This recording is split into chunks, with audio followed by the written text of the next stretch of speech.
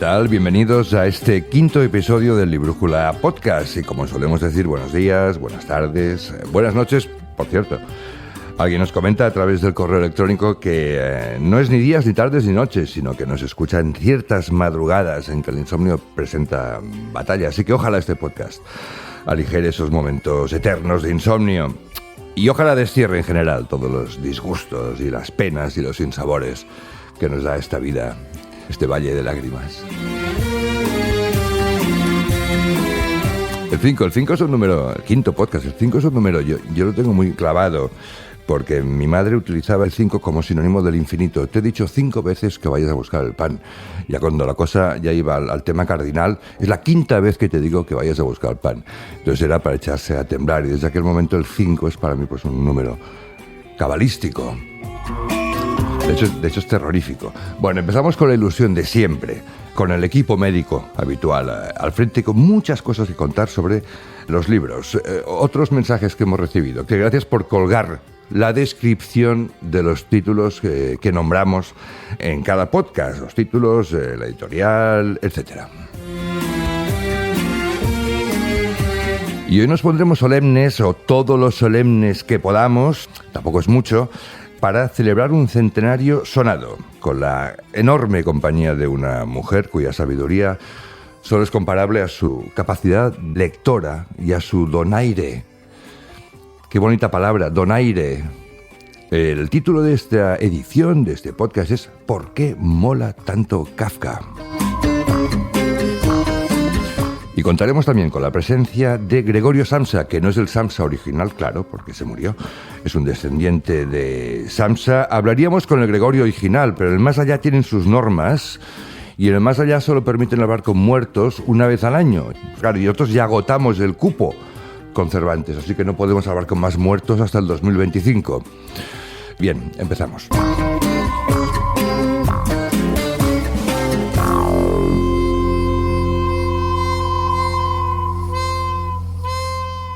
Bueno, y antes de entrar en materia, un anuncio que merece 30 segundos de fanfarria. No son ninguna tontería los anuncios comunes. Cariño, he arreglado el grifo. Pues son 10 segundos de fanfarria, y hay anuncios. Papá, mamá, tengo novia. Pues 20 segundos de fanfarria. Ahora, si hablamos de 30 segundos es que la cosa tiene historia detrás, ¿no? Vicens.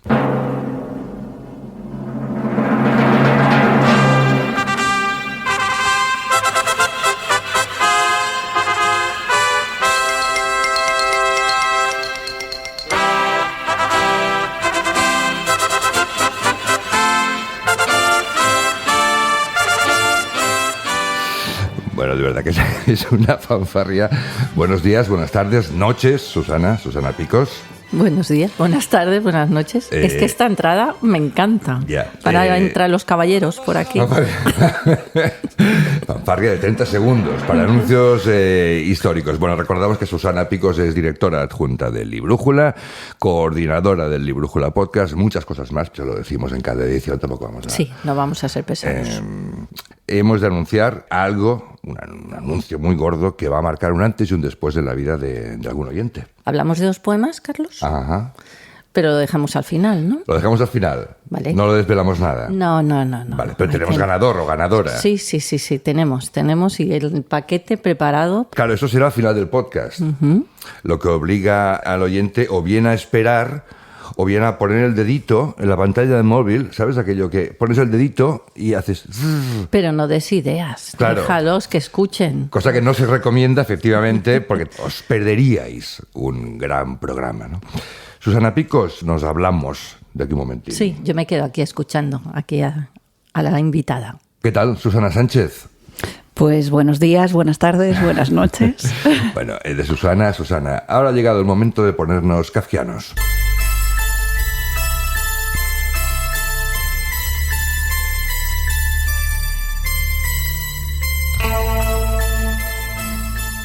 Franz Kafka murió en Austria hace exactamente 100 años y en el momento en que se graba este podcast, 18 días. Tenía 41 años. La causa de su fallecimiento, tuberculosis. Se ha dicho, se ha repetido en innumerables ocasiones que si los textos de Kafka Autores como Camus, Sartre, Borges, García Márquez, o Rulfo, Oster, o Coetzee, o Saramago, Bradbury, Orwell, muchísimos más, no hubieran escrito lo que escribieron, o lo hubieran escrito diferente. Kafka mostró al mundo que la magia y el realismo podían darse de la mano y crear un universo nuevo, extrañamente hipnótico, inquietantemente veraz y sobre todo poblado de callejones sin salida. Kafka, y ahora lo comentaremos, creó inmensas parábolas, pero huérfanas de moraleja. Por eso se le entendía todo y, sin embargo, 100 años y 18 días después, lectores y estudiosos aún intentan interpretar sus textos y los leen y los releen una y otra vez.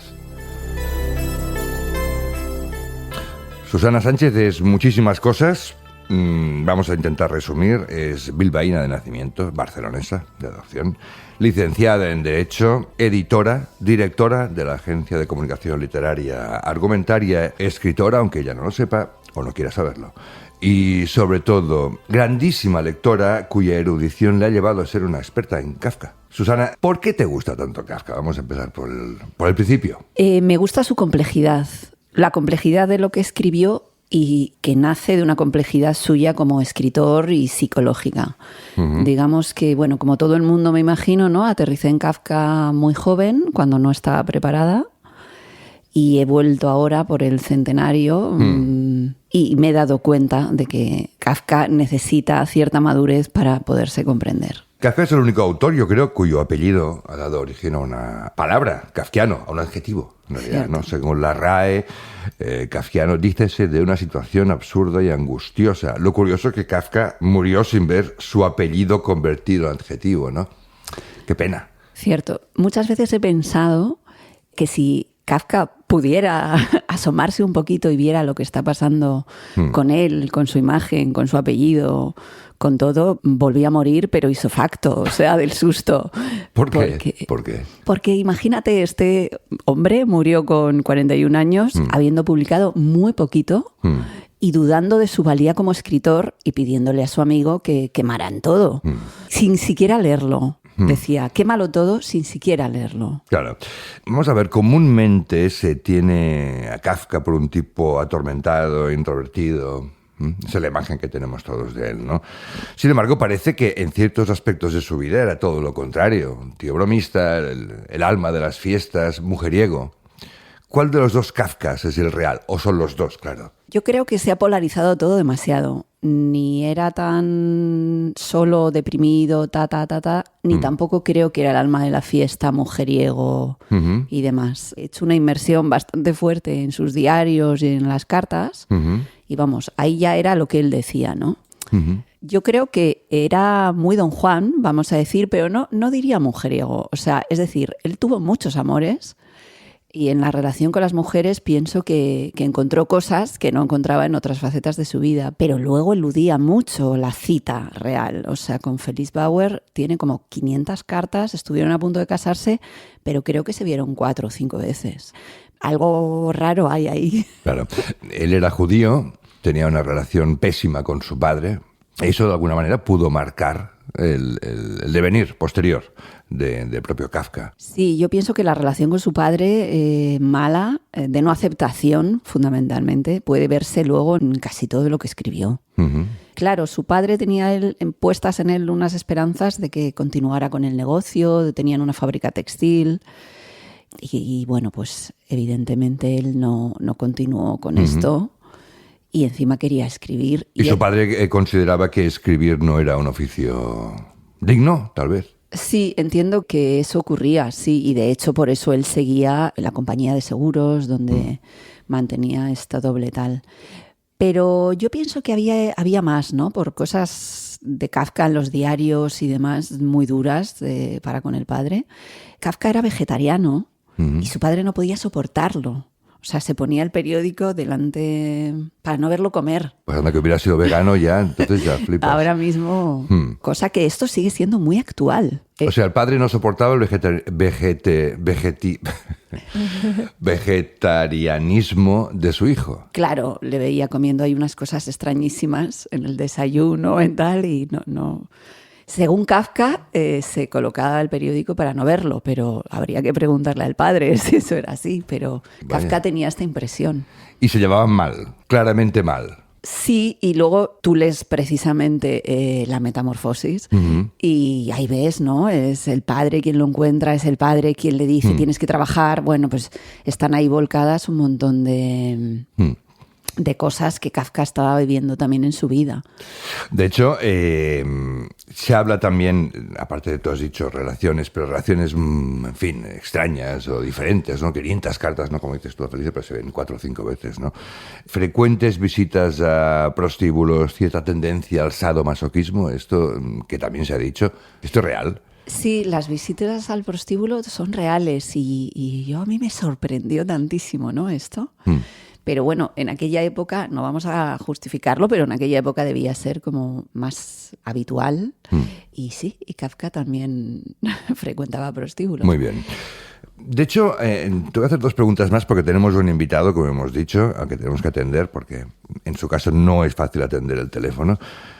¿Qué te ha sido más grato leer? ¿Las novelas de Kafka o los diarios y las cartas, sobre todo, de Kafka? Te diré que los diarios y las cartas de Kafka y los cuentos de Kafka, que se habla poco de los cuentos. Luego haremos una especie de guía, de guía turística para introducirnos en el territorio Kafka. Si alguien no se ha introducido todavía o quiere entrar poquito a poquito, ¿no? A ver, ¿qué recomendarías o qué trayecto recomendarías tú, ¿no? Para empezar, para seguir. Eso a veces es importante porque empiezas con un libro menos adecuado e igual se te borras ya ese autor de tu lista, ¿no? Y es simplemente un error de que no he empezado con el libro por el que debería haber empezado, ¿no? Así que contamos con tu guía.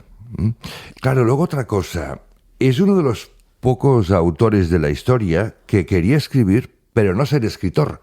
¿Es correcto eso? Yo creo que sí quería ser escritor, pero esto ya es una opinión personal, pero le daba miedo ser escritor. O sea, lo que he descubierto en Kafka es una tremenda inseguridad en lo que estaba haciendo.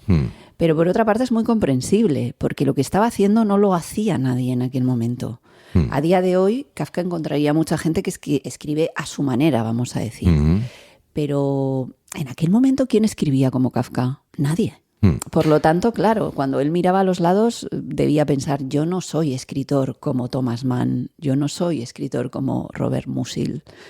Y estos eran los escritores tops, considerados escritores de su época, ¿no? Entonces, pienso que, claro, se comparaba y diría, no, yo no soy escritor. Claro, y entonces él publicó ¿cuántos libros de ficción en vida? ¿Algún cuento? Sí, exacto. Tenía publicado un primer tomo de cuentos, que eran como sus primeros cuentos. Sí. Publicó La Metamorfosis o La Transformación. Sí. Y ya. Y ya está. Y algún artículo, cosas así. De repente, igual, sí, todo por lo que luego le conocemos, todo esto quedó sin publicar, que tampoco es que tenga tantísimo escrito. No. Es lo que te iba a decir, tiene 2... Claro, pero bueno. ¿Novelas más? Tampoco le dio tiempo. No le dio tiempo, pobre, ¿no? 2 novelas inacabadas. Inacabadas. Bueno, el castillo, vamos a ver, el castillo está inacabado. El proceso, de hecho, no está inacabado. ¿O sí? Está inacabado, pero pienso que lo medio acabó Max Brod, su amigo. Claro. Vamos a recordar también que Kafka ordenó a su amigo Max que quemara todos los manuscritos. Su amigo Max le traicionó, entre comillas, y dijo, ni de broma, vamos, o sea, ni de broma, esto se publica, ¿no? Que es aquellas traiciones que luego la historia agradece, ¿no? Creo que sí, Nos hubiéramos quedado sin novelas. Nos hubiéramos quedado sin Kafka, o sea, creo que es la traición más comentada de la historia de la literatura, la de Max Brod. Y bueno, mucha gente, ¿no? Esto es un debate que hay. ¿Realmente Kafka quería que se quemara todo o no? Y mucha gente apunta al no. Yo realmente creo que sí. Porque si no lo quieres, no lo pides, porque te estás arriesgando a que Max Brod podía haberlo quemado. O sea, claro. Me parece una estrategia un poco extraña no quererlo y pedirlo. La psicología inversa, famosa psicología inversa. Y yo creo que y pidió quémalo sin leer. Pero Max Brod tuvo un empeño personal fuertísimo en ordenar todo aquello, que eran hojas escritas a mano y claro, y novelas desordenadas, sin terminar. O sea, él hizo una labor de edición brutal. Pues oye, viva Max Brod. Viva Max Brod. También te lo digo. Gregorio Samsa, bienvenido. Hola, muchas gracias. Gregorio Samsa, ¿es usted un escarabajo? Mire, nosotros preferimos coleóptero. Vale, pero es usted un coleóptero enorme, digamos que muy grande. Un 84 de la cabeza a los pies. ¿Diría que es usted un escarabajo humano o un humano escarabajo? Si le digo la verdad, no tengo ni idea. Hace décadas que los Samsa, pues, nos hemos librado de nuestro problema de identidad. ¿En qué ocupa usted el tiempo, señor Samsa? ¿Su ilustre antepasado no tenía mucho que hacer? Me temo. ¿Sabe cuál es mi ocupación en todo el día? No, ¿Se lo digo? No, ni idea. Diga. Acarrear bolas de excrementos. Es lo que tiene ser un escarabajo pelotero, ¿me entiende? ¿Qué le parece? Estamos de mierda hasta las orejas. Susana, ¿alguna pregunta para nuestro invitado? Bueno, mira, sí, tengo una curiosidad. ¿Qué le parece a usted que en los últimos años se haya cambiado el título de la metamorfosis por la transformación? Pues la verdad, pues me da un poco igual, ¿sabe? El mundo de los humanos está lleno de nombres raros. Por ejemplo, la ensaladilla rusa. Yo le aseguro que de rusa no tiene nada. Ya, ¿y eso cómo lo sabe usted? Porque vivo en Rusia, en la estepa, para ser exactos. A ver, los Samsa no es que pasemos precisamente desapercibidos, ¿sabe? Así que un buen día, un tatarabuelo mío se hartó de que todo el mundo le señalara por la calle. ¿Y ha averiguado ya su familia por qué el Samsa original se convirtió en escarabajo de la noche a la mañana? ¿Cuál fue el detonante? ¿Pero usted cree que esto importa? ¿Qué quiere decir? A ver, ¿usted sabe por qué nació? Nope. Pues ahí lo tiene. ¿Por qué nace una estrella? ¿Por qué una semilla cae en un lugar y no en otro? ¿Por qué te cae un rayo? O mejor, ¿por qué hay gente que cree que la Tierra es plana? La vida está llena de imprevistos, amigo mío. La vida hay que vivirla a cada instante, porque nadie sabe cómo funciona de verdad. Un día estás acarreando una bola de mierda y al día siguiente te ha comido un murciélago. Pero los Samsa nos hemos acostumbrado a esta incertidumbre. Los humanos se pasan la vida intentando descubrir quiénes son en realidad y lo pasan fatal, porque nunca aciertan. Y una última pregunta. ¿Es raro que Kafka no mencionara nada en su libro de que Gregorio tuviera descendencia? A ver, Kafka cuenta lo que le da la gana. ¿Sabe por qué?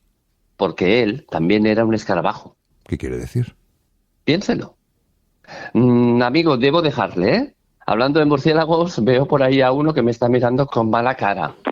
Gregorio Samsa, pues muchas gracias. Que tenga usted una vida longeva, dentro de lo posible, que me temo que no es mucho. Susana, yo creo que hablar con un escarabajo como ir en bicicleta son cosas que te cambian la vida, ¿no?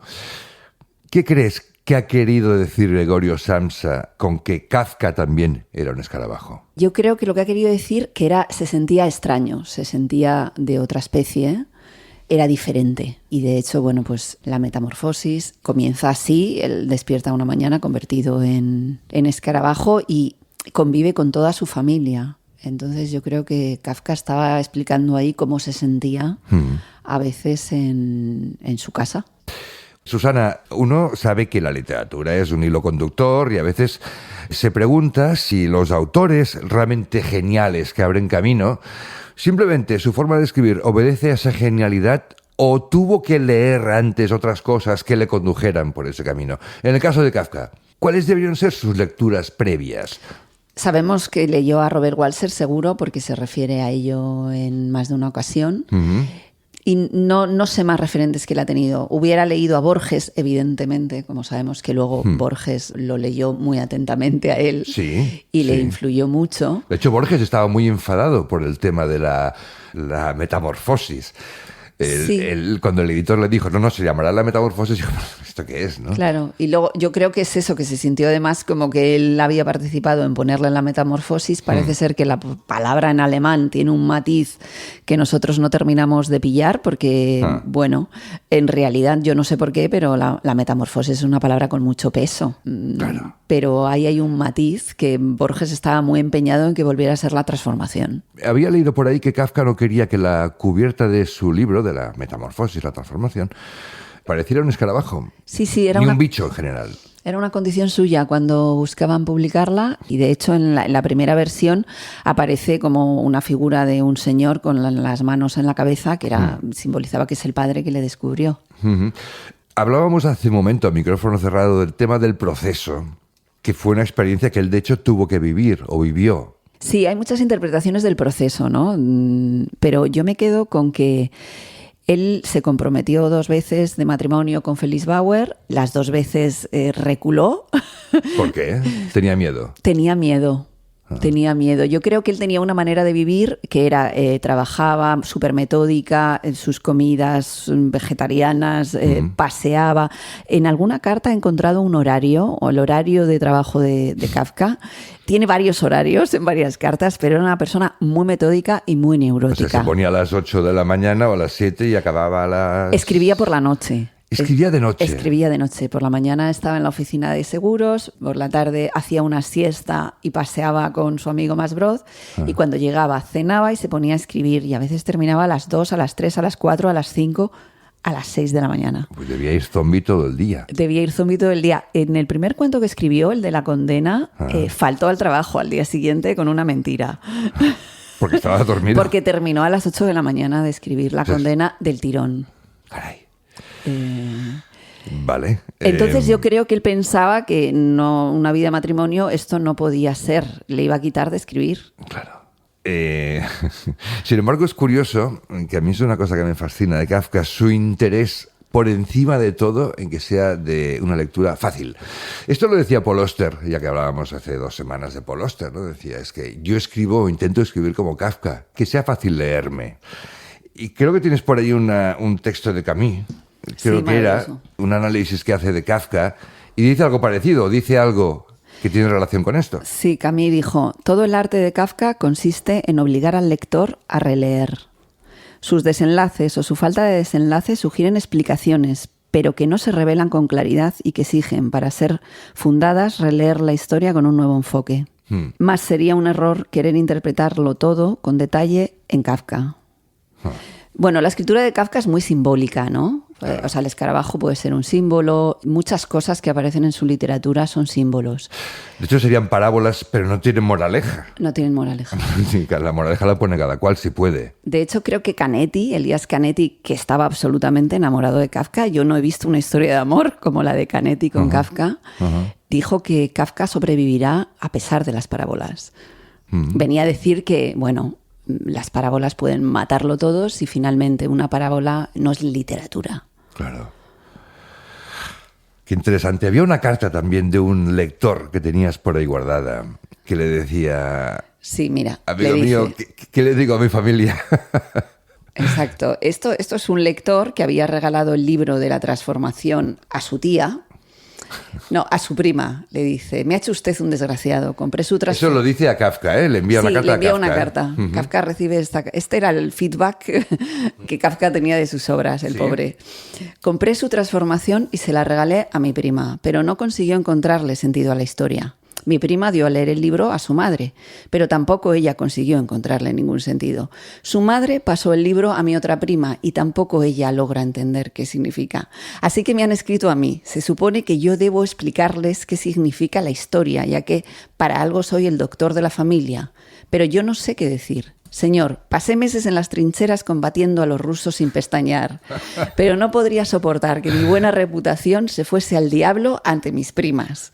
Solo usted puede ayudarme, tiene que hacerlo, porque usted me ha metido en este lío. Así que, por favor, dígame qué es lo que tienen que pensar mis primas de la transformación. Con mis mayores respetos, suyo. Es fabuloso, por Dios, ¿qué les digo, no? O sea, ¿qué les digo a mis primas? Mi familia me odia. Mi familia me odia. Claro, y ahí hay una clave de por qué Kafka no se sentía escritor. Si él publica su gran obra en vida, La transformación, y recibe este tipo de cartas... Imagínate el castillo, imagínate el proceso. Imagínate que pensaba de lo que tenía guardado, que era todavía menos redondo que aquello.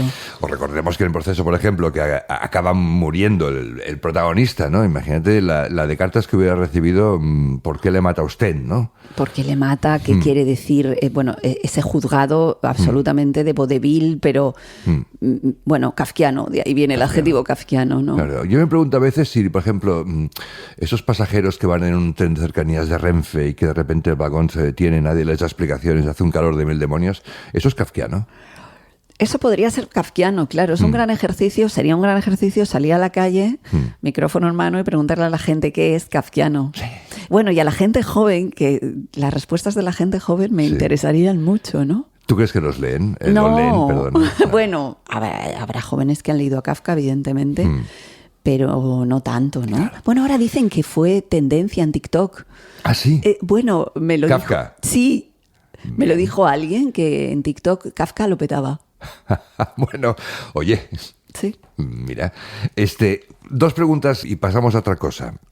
¿Hubiera habido realismo mágico, el famoso realismo mágico, sin Kafka? Quizás no, porque Gabriel García Márquez está muy influenciado por Kafka y se pudo permitir hacer lo que hizo, claro, adaptándolo al carácter latino, ojo, que es muy diferente la locura imaginativa de Kafka que el realismo mágico. Pienso que, claro, no se puede mover nada en la historia de la literatura porque todo es lo que es, porque todo es como es, ¿no? Esa frase sabes que te ha quedado muy bien. Lo sabes bien, ¿verdad? De hecho, incluso te pediría que la repitieras y igual no serías capaz. Sí, la cambiaría. Todo es como es porque todo fue como fue. Sí, está bien. Digamos que alguien que nos escucha quiere entrar en Kafka y que no ha entrado nunca, le ha dado miedo o no sabía por dónde. ¿Cuál sería para ti el método de lectura, el método Kafka o la guía de lectura de Kafka? ¿Por dónde empezaríamos, por dónde seguiríamos y por dónde acabaríamos, tal vez? Yo aconsejaría entrar por la transformación, el seguir por los cuentos. O sea, yo quiero romper una lanza aquí a favor de los cuentos. Ajá. Son maravillosos. Kafka, yo creo que encuentras un Kafka muy diferente al de las novelas en los cuentos. Y los cuentos son muy diferentes unos de otros. Es un paseo riquísimo y variadísimo. ¿Alguno que te haya robado especialmente el corazón de los cuentos? Tengo varios, pero bueno, así ahora mismo me viene a la mente uno que es Informe para una academia.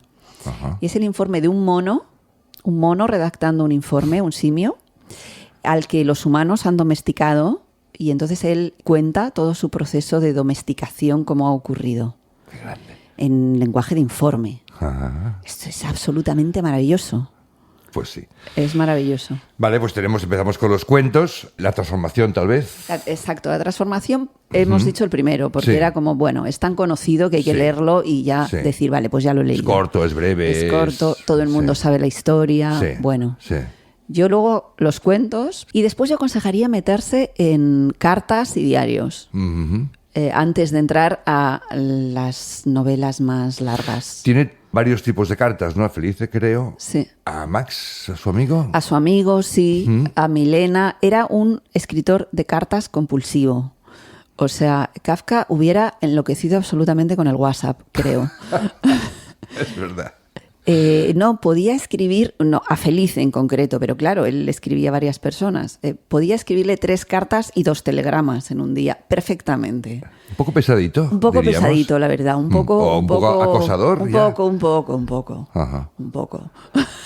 Porque luego preguntaba, no me has llegado tu carta, no me escribiste, dijiste que la mandaste por la mañana, pues tendría que estar aquí hoy, pero no ha llegado. Bueno, esperaré, estoy triste. Era media carta, media carta era esto y luego ya pasaba a otras cosas. No, por Felice creo que tuvieron que tratarla de los nervios. No lo digo en broma, es real. No, era muy intenso Kafka. Ya no. Era muy intenso y necesitaba mucho, volvemos a que era un escritor compulsivo de cartas, porque yo creo que necesitaba mucho de la comunicación escrita. Y para él escribir cartas era escribir, él amaba escribir. Entonces también amaba escribir cartas. Vale, y de las 2 novelas, digamos, que serían El Castillo y El Proceso, ¿cuál recomendarías después de leer todo esto? ¿En cuál nos meteríamos? Yo recomendaría El Proceso, pero es totalmente personal. Es mi... Porque tiene un final, tal vez. Sí. El encuentro que está un poquito más trabajada. O sea, las 2 las dejó inacabadas, pero creo que El Castillo la dejó más inacabada que El Proceso. Y se siente un poco. Dentro de que en El Proceso también se siente que por momentos aquello sube y baja. Y yo creo que Kafka tenía más brío en la narración corta. Cuanto más corta, más brío. Y en la larga se aburría quizás. Bueno, lo que hemos hablado, no era un escritor de novelas extensísimas como eran los escritores de la época. Eso le pasaba también a su amigo, iba a decir, ¿no? A Borges, que decía que sí, cualquier exacto. historia con más de 15 páginas no tiene ningún sentido. Y se aburría él también, ¿no? Kafka tiene más fuerza en lo corto y por eso los cuentos de verdad son maravillosos. Susana, contéstame con un sí o un no. ¿Vivimos tiempos kafkianos? Sí. Me levanté sintiéndome ya como Kafka. Nena buena que no reconozco en casa. No todo lo que brille, solo a veces plata. Reflejo claro, pero el espejo se empaña. Y sé que más allá que el ojo. Susana Sánchez, muchas gracias. ¿Te has levantado alguna vez como Kafka, sintiéndote como Kafka? Me ha costado sintiéndome como Kafka. ¿Se había pasado la sensación al despertarte la mañana siguiente? A veces sí y a veces no. Ajá. Muchísimas gracias. La verdad es que tu erudición nos ha iluminado. De verdad, muchas gracias. Un placer. Y esperemos que te tengamos aquí otra vez, muy prontito. Ojalá. Bueno, pues ahora lo prometido es deuda. Vamos a decir el nombre del ganador o la ganadora de nuestro concurso de poesía.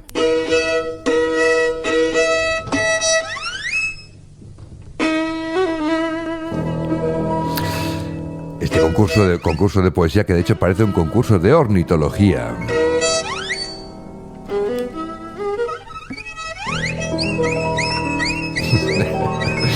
Qué maravilla de violín. Susana Picos, hola de nuevo. Hola, ¿qué tal?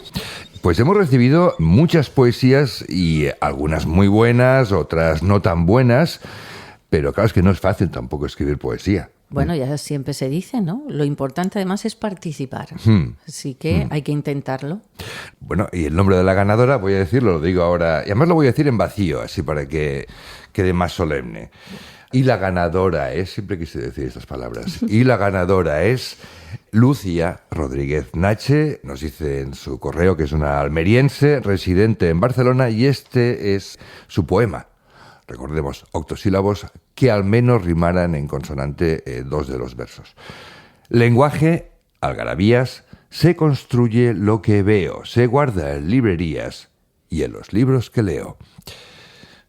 A mí me parece muy bien. A mí también, por eso lo hemos elegido. Claro. ¿No? Vamos a recordar, Susana, qué libros ha ganado esta Ahora oyente, es el Lucía. Momento que me encanta, regalar libros así y con los que tenemos. De hecho, Susana, hay quien dijo que es más grato regalar que ser regalado. Estoy de acuerdo.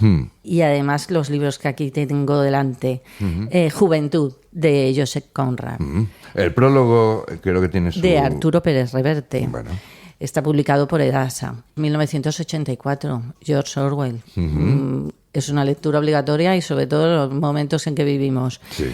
El libro del que hablamos, de la novela, en el programa de librerías. Qué maravilla del libro, qué cosa más bonita. Hay 84, Charing Cross Road, de Ellen Hunt, publicado por Anagrama. Y por último, el libro del autor del que hemos hablado hoy, El proceso de Frank Kafka. Mira. Que después de escuchar a Susana, pues todo el mundo tenemos que ir a buscar a Kafka a las librerías. Sí. Pues Lucía, ya sabes que estos 4 libros son para ti. Claro, 4 es un número raro, no es especialmente, como decía al principio de esa edición, no es como el 5 que es. No es cabalístico, no es muy simbólico, no es como el 7, ¿no? Que está por todas partes, ¿no? Pues mira, ahora que dices eso, tenemos una combinación en la revista Librújula, en el número 54, dedicado a Kafka, con portada, con un dibujo de él. Así que esto no sé si es que tendrá algo que ver, hablas del 5, del 4, mira qué casualidad, ¿no? Todo ligado. Todo cuadra. Todo cuadra. Todo cuadra. Todo cuadra.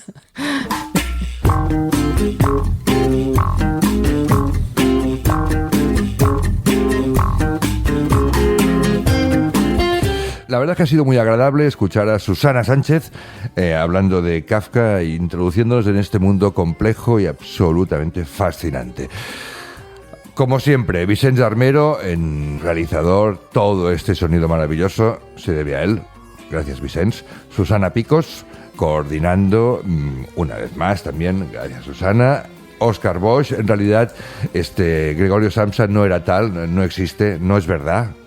Por si alguien se lo había pensado, es un actor que se llama Óscar Bosch.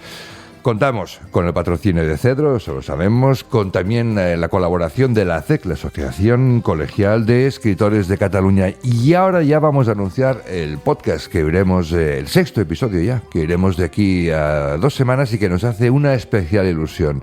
El título es Postal desde Ucrania. Tony Turbe, el director de Librújula, ha estado en la Feria del Libro de Kiev. Ellos prefieren que le llamemos Kiev. y tiene muchísimas cosas muy interesantes y algunas muy emotivas que contarnos. Esto será dentro de 2 semanas. Muchas gracias y muchos libros.